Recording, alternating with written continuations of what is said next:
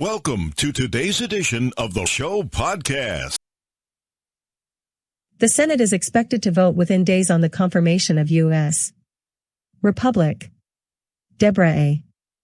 Haaland to lead the Interior Department, despite procedural barriers Republicans from Montana and Wyoming announced Tuesday.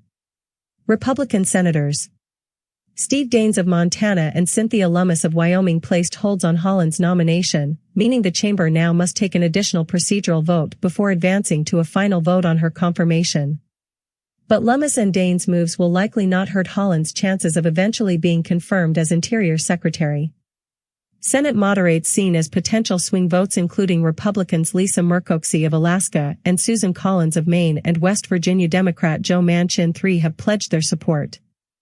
Senior Jon Tester, D-Mont, said Tuesday he planned to vote for Haaland's confirmation and that Daines' hold would only delay bipartisan approval.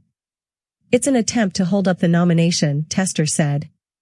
"I think she's fit for the job." Senate Majority Leader Chuck Schumer filed cloture on Haaland's confirmation Tuesday, which indicates the Senate will soon take the procedural vote, followed by a final vote. Haaland, a Democratic House member from New Mexico, would make history by becoming the first Native American to join a presidential cabinet. Daines and Lummis tied their opposition to Biden administration energy policies, including a pause on new oil and gas leases on federal lands and the cancellation of the Keystone XL oil pipeline. Haaland's record is clear.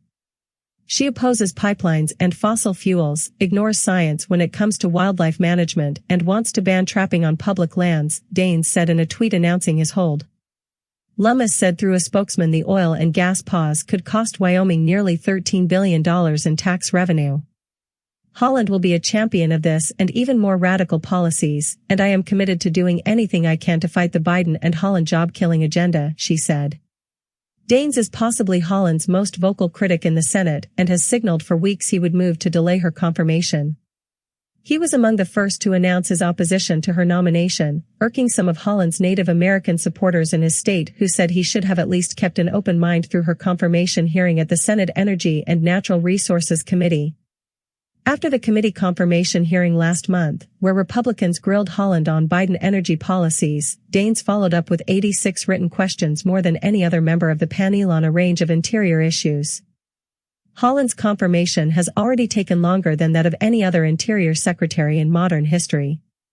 Almost all presidents have had their interior secretary in place with a few weeks of inauguration.